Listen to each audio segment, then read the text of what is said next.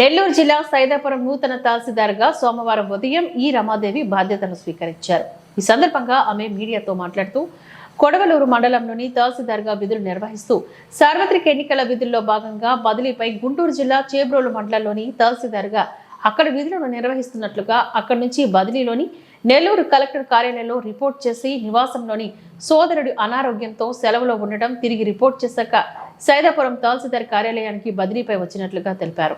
Revenue పరమైన సేవలు ప్రజలకు సకాలంలో అందించేలా కృషి చేస్తాను అంటూ తెలిపారు. నా పేరు రమాదేవి.